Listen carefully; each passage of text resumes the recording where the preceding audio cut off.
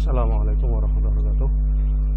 Kita lanjutkan materi kelas TKJ semester 1 kelas 11 tentang pengertian jaringan, pengertian topologi jaringan.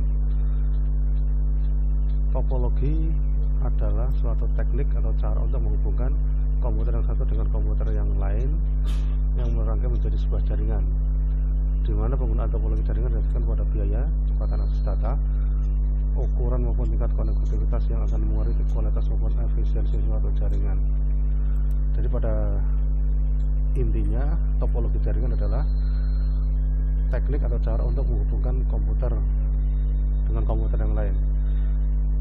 Kemudian macam-macam topologi jaringan. Yang pertama adalah topologi bus yang tampilannya seperti kursi di bis ya, kalau kita baca bis.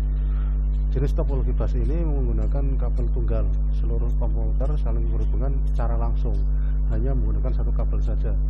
Kabel yang menghubungkan jaringan ini adalah kabel koaksial. Kabel koaksial itu apa sih? Kalau kalian punya televisi, kemudian ada antena, lah itulah antena itu menggunakan kabel koaksial, menggunakan T-konektor untuk menghubungkannya. Jadi di sini ada PC 1, 2, 3, 4, 5, 6, kemudian ada printer. Di sini cuma satu kabel yang terhubung. Lah antara PC satu dengan yang lainnya ini ada konektor atau alat untuk menghubungkan antara satu kabel dengan yang lain. T-konektor ya, kita bisa beli alat itu di toko-toko elektronik ya, untuk mencabangkan antara satu kabel dengan kabel yang lain. Kemudian kelebihan topologi bus mudah untuk dikembangkan, tidak memerlukan banyak kabel, hemat biaya pemasangan ya. Jadi kalau kita menambahkan PC tinggal tarik kabel saja dan menggunakan T-konektor, selesai. Kemudian hemat biaya pemasangan ya, ini dari segi biaya lebih murah, kabelnya juga sedikit. Kemudian kelemahannya tidak stabil ya. Jika salah satu komputer terganggu, maka jaringan akan terganggu. Umpama di sini ada 1, 2, 3, 4, 5, 6 PC. Satu PC tidak connect, akan terputus semua jaringannya. Kemudian tingkat deteksi kesalahan sangat kecil. Umpama ada PC error, ini juga tidak bisa kelihatan mana yang error ya, tidak kelihatan karena tidak ada seperti jaringan lokal menggunakan hub ya, ada switch, kita melihat kabel yang tidak connect yang mana. Kalau ini tidak kelihatan, sulit mencari gangguan pada jaringan. Jadi kalau ada yang tidak connect, kita tidak tahu yang mana yang tidak connect, agak sulit. Tingkat voltage yang tinggi sering terjadi antrean data. Jadi karena umpama kita mengirim data antara satu PC dengan yang lain, kalau banyak yang file yang akan di-share itu akan mengantri. Untuk jarak jauh diperlukan repeater. Nah, kalau ini jaraknya cukup jauh, mungkin diperlukan alat tambahan yaitu repeater atau penguat sinyal. Nah. Kemudian topologi yang kedua adalah topologi ring. Ya, namanya juga ring seperti cincin. Di sini tampilannya PC 1, 2, 3, 4, 5, 6 akan terhubung.